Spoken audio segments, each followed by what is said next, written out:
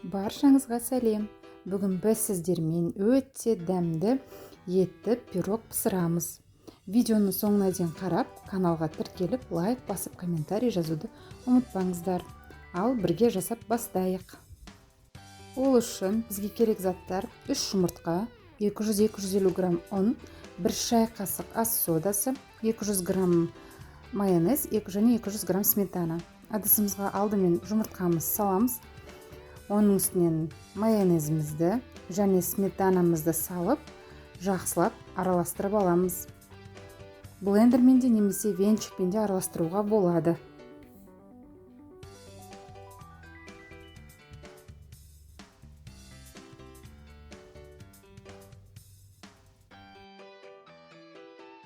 Ал енді 1 шай қасық ас содамызды ұнға салып, араластырып қосып аламыз.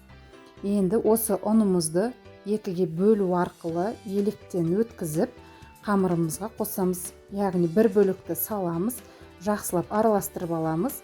Одан кейін барып 2-ші бөлікті салып, қамыр дайын болғанша араластырамыз.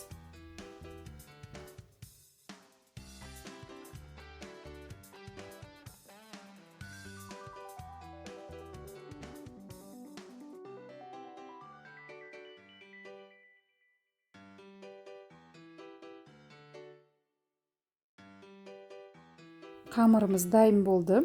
Қамырларыңыз қою сметана сияқты болуы тиіс.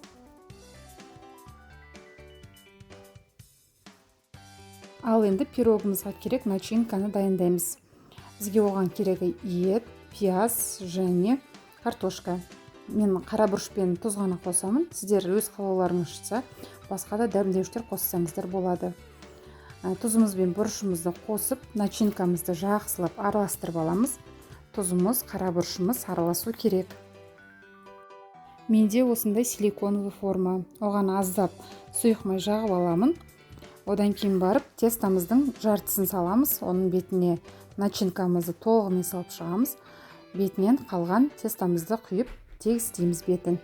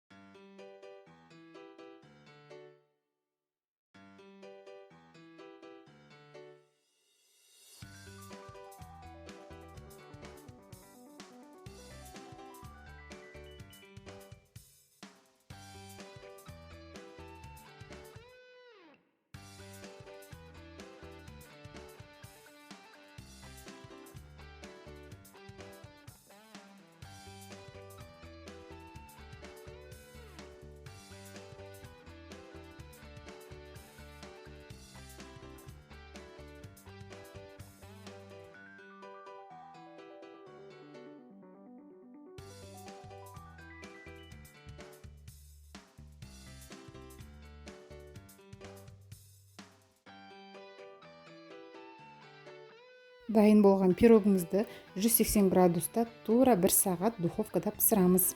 Пісқандығын құрғақ таяқша арқылы білеміз. Пирогымыз дайын. Енді әбден суытып алып, бірақ кесеміз. Мінекей достар, мен пирогымды әбден суытып алып кестім.